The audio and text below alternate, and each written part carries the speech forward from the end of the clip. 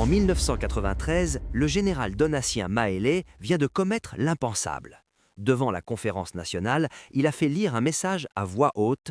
L'armée zaïroise appartient à la nation, pas à un individu, pas à un clan. 48 heures plus tard, il est limogé. Mais Mobutu ne l'envoie pas en prison. Il ne le fait pas disparaître. Il fait quelque chose de plus subtil, de plus zaïrois et, au fond, de plus efficace. Il lui offre une plantation. 1 million de dollars. Terres agricoles, huileries, hôpital, église, 350 ouvriers. Province de l'Équateur, loin de Kinshasa, loin de tout. La plantation et élevage de la Mongala, la PEM, devient le petit royaume d'un général mis sous cloche dorée. Ce que révèle ce patrimoine discret, 2 villas, 2 vedettes fluviales, une maison en Belgique et ce domaine agricole, ce n'est pas l'histoire d'un homme corrompu, c'est l'histoire d'un système.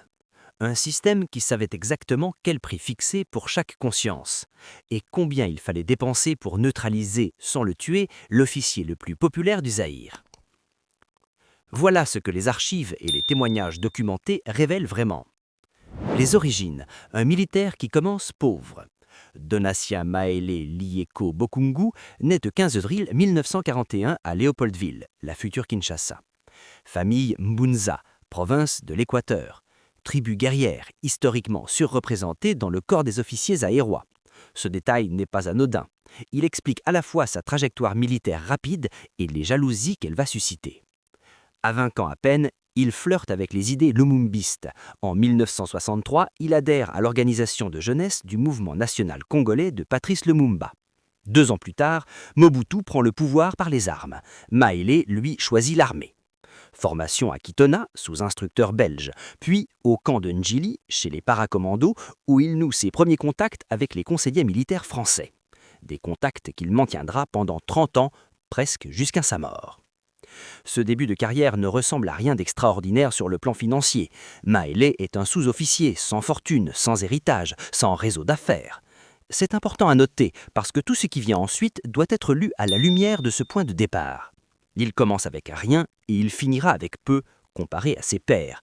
Mais ce peu, il faut le regarder de près. Le premier actif, une réputation. En 1968, Maélé intègre la garde présidentielle de Mobutu. Premier contact direct avec le palais, avec le protocole du pouvoir, avec les logiques qui régissent la distribution des faveurs. Un incident survient.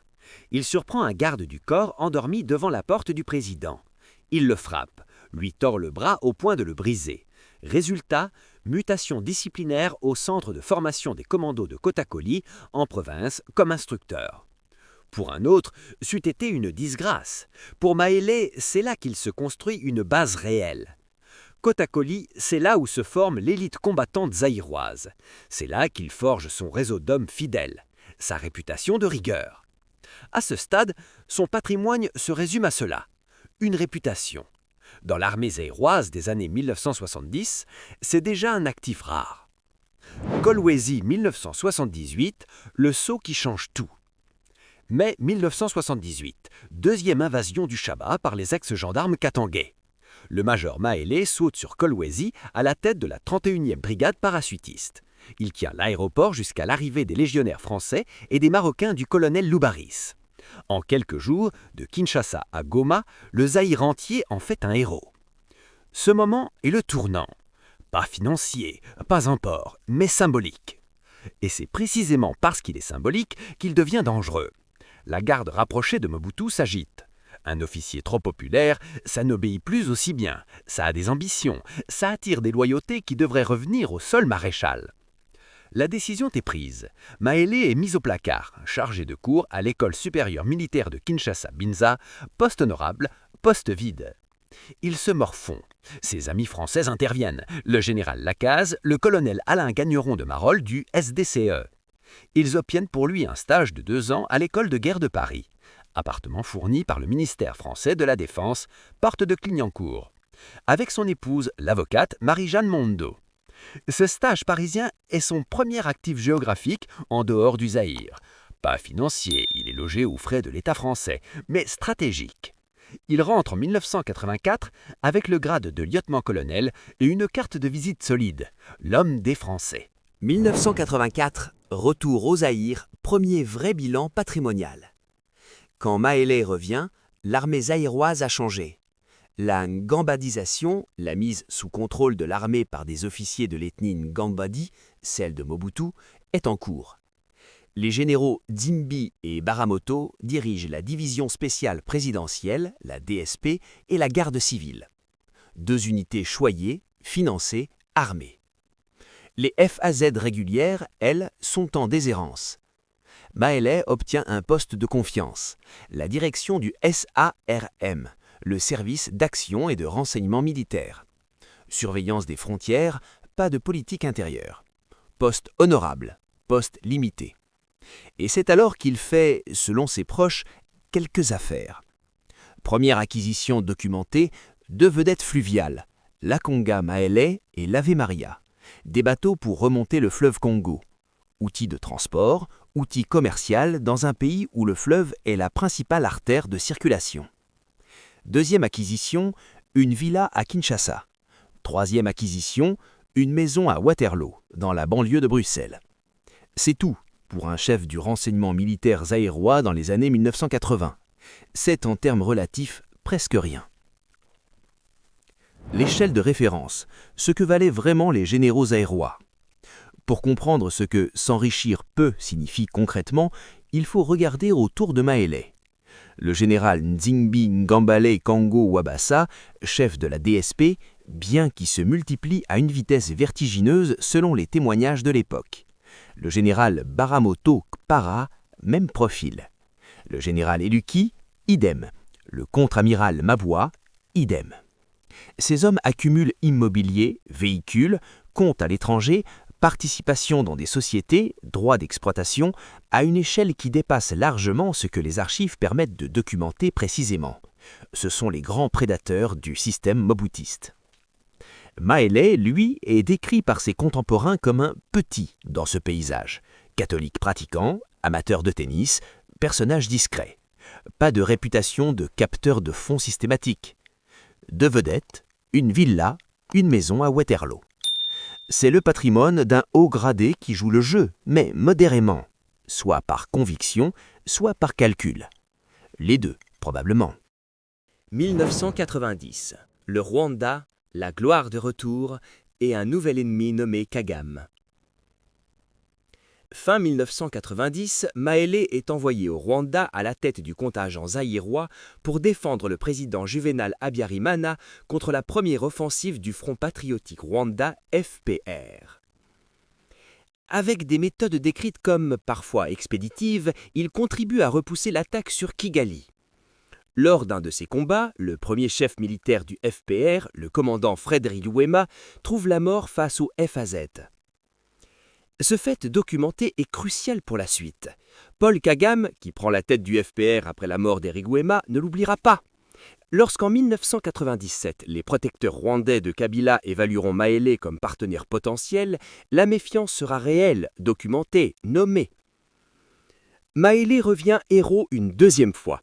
Il gagne ses 2 étoiles de général de brigade. Et il retourne dans la machine. 1991, chef d'état-major par défaut et l'ampleur du désastre institutionnel. Septembre 1991, premier grand pillage de Kinshasa. Les soldats des FAZ, sous-payés et mal commandés, ratissent villas et commerces du centre-ville pendant 2 journées entières. Mobutu limoge le chef d'état-major, le général Mazembe, et nomme Maélé à sa place. Pourquoi Maélé? Parce qu'il est le seul à avoir assez de prestige pour rétablir un semblant d'ordre, pas parce que Mobutu lui fait confiance, parce qu'il n'a pas le choix. Général de division puis général de corps d'armée en temps record. À ce stade, Maélé est au sommet formel de la hiérarchie militaire zaïroise, et le système dans lequel il opère est déjà en train de se désintégrer. Janvier 1993, deuxième pillage. Cette fois, c'est la DSP elle-même qui pille la capitale. Maélé intervient personnellement à la tête de ses commandos. Il écrase la rébellion à coups de grenades. La DSP ne lui pardonnera pas. Son chef, Dzimbi, encore moins. La déclaration fatale. L'armée appartient à la nation. Quelques semaines après janvier 1993, dans le cadre de la conférence nationale souveraine qui agonise, Maéli fait parvenir à l'archevêque de Kisangani, Leroy Monzongwo, une communication lue à la tribune. Au nom de l'armée zaïroise, il proclame que les FAZ ne sont pas la propriété d'un individu ou d'un clan, mais de la nation tout entière. 3 jours plus tard, il est limogé, replacé par son cousin germain et ennemi juré, le général Eluki. Cette déclaration est l'événement déclencheur de tout ce qui suit sur le plan patriotique. Parce que c'est à partir de ce moment que Mobutu doit décider quoi faire d'un général trop populaire, trop respecté et désormais trop explicitement hostile à l'acmicisation de l'armée. La réponse du maréchal est raffinée. Ni prison, ni exil forcé, ni liquidation physique, pas encore. Une plantation. La plantation et élevage de la Mangala. Anatomie d'1 million de dollars. La PEM se trouve à Ebonda, non loin de Bumba, province de l'Équateur, terre d'origine Bunza, territoire familiaux en quelque sorte. Ce que comprend ce domaine, selon les témoignages disponibles, une huilerie pour palmistes, un hôpital, une église, plusieurs villas, 350 ouvriers agricoles permanents. La production est commercialisée par Unilever, l'ancienne propriétaire du domaine, qui paie, selon les sources, rubis sur l'ongle. Ce n'est pas un actif symbolique. C'est une entreprise opérationnelle, rentable, insérée dans une chaîne commerciale multinationale. Prix d'acquisition documenté, environ 1 million de dollars. La question que ses proches eux-mêmes se posent publiquement est simple. Comment Maélé, dont la réputation n'est pas celle d'un capteur de fonds, a-t-il pu réunir cette somme? La réponse est connue. C'est Mobutu lui-même qui, via le gouverneur Nyambo Chabani, a fourni l'argent nécessaire. Maélé, selon ses proches, estimait que cela lui était dû après des années dans l'armée sans s'être enrichi comme ses pairs. Il n'a pas refusé.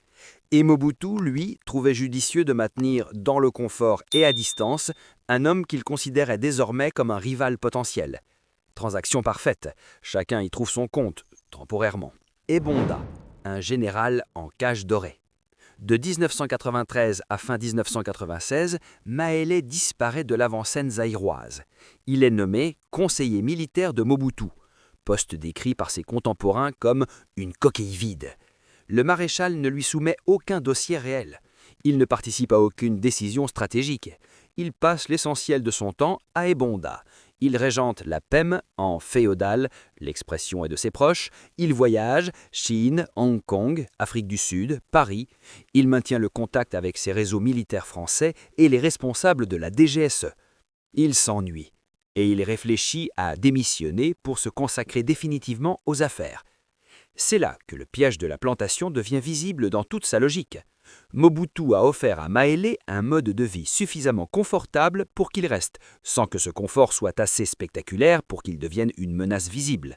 La PEM l'ancre géographiquement, l'occupe économiquement, l'anesthésie politiquement.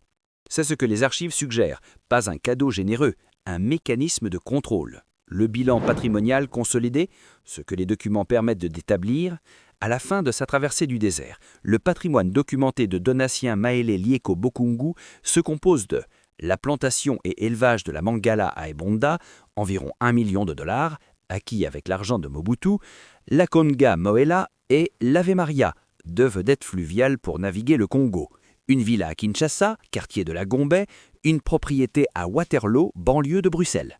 Il n'existe pas, à ce jour, de documents publics établissant des comptes offshore, des participations dans des sociétés minières, des propriétés supplémentaires non déclarées ou d'autres biens du type de ceux accumulés par Nzimbi, Baramoto ou Eloki. Ce patrimoine est réel, il est significatif par rapport à la moyenne zaïroise, il est modeste par rapport à ses pairs, généraux, et il a été, pour partie au moins, construit par le dictateur lui-même qui savait exactement ce qu'il achetait. Décembre 1996. La plantation ne suffit plus.